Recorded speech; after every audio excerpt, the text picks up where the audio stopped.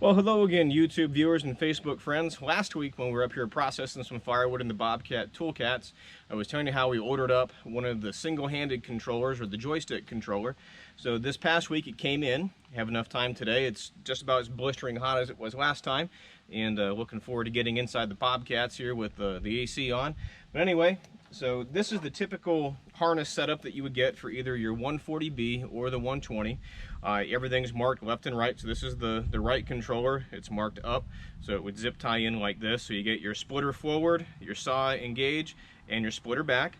On the right side is also your power cigarette plug lighter, and this is how it plugs into the actual harness that goes out to the processor. So again, this is the right controller. The left controller is a little bit more on the simple side.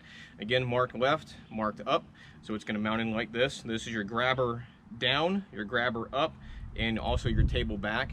The table back is just, it's an extra thing. You don't have to hold them both at the same time, but it's one or the other. This one just has a simple plug on it that goes in, just a little 4-pin. So this would be the typical that you would get for your skid steer install for the in-cab harness.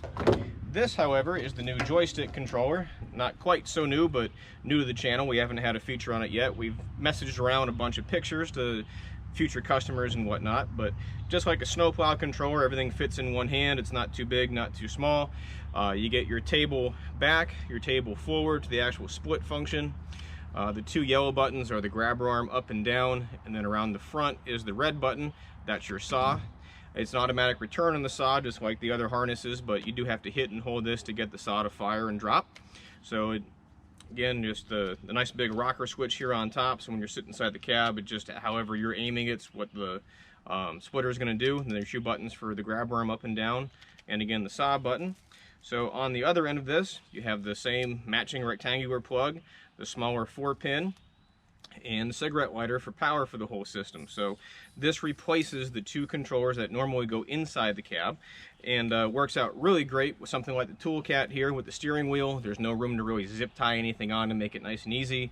Anybody with a tractor that's also processing with a Halverson or a mini excavator, I've actually had guys drill out the bottom of this and slide it right over the existing excavator rod, and they just run this right with the regular bucket and other motions there.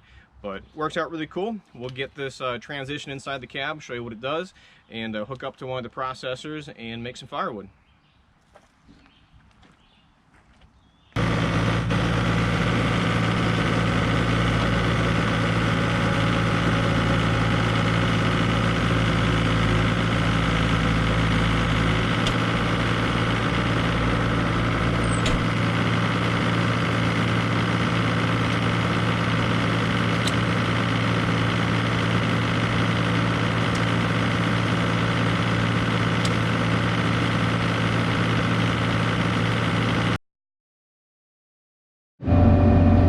So this is our single joystick, one-hand controller installed here in the cab.